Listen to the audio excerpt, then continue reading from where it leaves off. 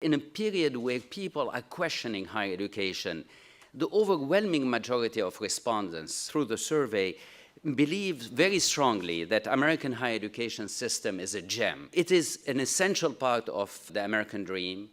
It is also very important to allow people to reach personal fulfillment and economic success. And it is also the case that it allows the nation to remain strong, competitive, and a leader in the world. At the same time, there are real concerns. It doesn't come as a surprise to you that the concerns are focusing on cost. But also, it is the case that the concerns are focusing on the global competition. In fact, many countries are investing heavily in higher education, and that's a matter of concern. We have the best university system in the world. Are we going to keep it? And it's interesting to see that they expect a certain number of features in what we deliver to them. The first one is flexibility. The young people are embracing the online education and the hybrid modes of delivery. Hybrid modes where you are delivering online first and then having settings which are interface settings. Now, I was talking to some of you today, and some said, but we're not part of this digital revolution. I feel very uneasy about the online. You feel uneasy. We may feel uneasy. They don't. When you hear that higher education is not moving fast enough, think again. You're going to hear from the panelists today, and you're going to see that we are in a period of enormous experimentation and enormous innovation. Some will pan out, some will not. No one has the truth. You are seeing now that the survey is a wake-up call for us. The public is saying, yes, we believe in this social compact. But at the same time, we want you to be more in tune with our needs. This is a wake-up call for us, and we cannot afford to ignore it.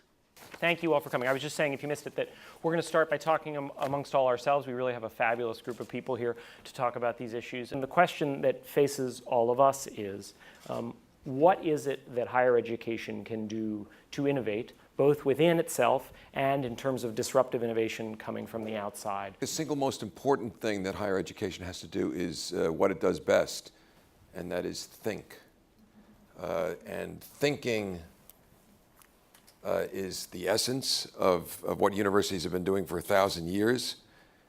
And as we think, we should be unafraid to disrupt the received wisdom. We have to be creative and innovative. That having been said, we have to be very, very careful to think in a nuanced way.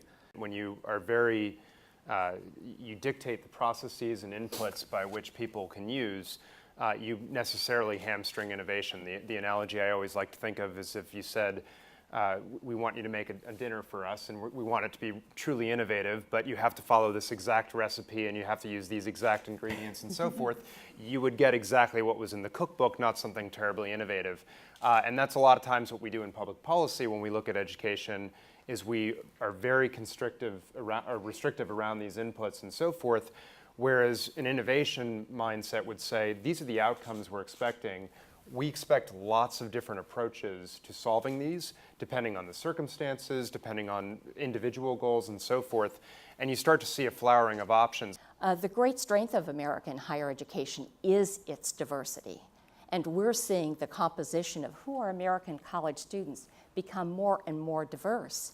So I think it is a natural extension of the openness and innovation of our diverse system that we are exploring new ways of delivering. One of my favorite aspects of the online education model is the fact that it allows for risk-free exploration, so that students who don't exactly know what they're looking for have the opportunity to try out different disciplines, different levels of challenge, and see what suits them best, as opposed to just relying on their friends for advice and what their cousin did when they went to school, and various other less rigorous forms of trying to figure out what's right for them. And it's risk-free because it doesn't doesn't cost them anything. It doesn't translate into a failure on their transcript. They don't need to go away from home in order to try things out. And I think the fact that it allows people to really find their calling and potentially aspire to a level of challenge that otherwise they might have steered away from because no one in their family had ever aspired to that level of selective university. I think that's one of the biggest opportunities that we have in order to make sure that people really do end up in the place where they belong. In terms of echoing some of the sentiments that we saw in the findings in terms of connecting labor market outcomes and the education system together. And so in a number of countries like Indonesia, Philippines,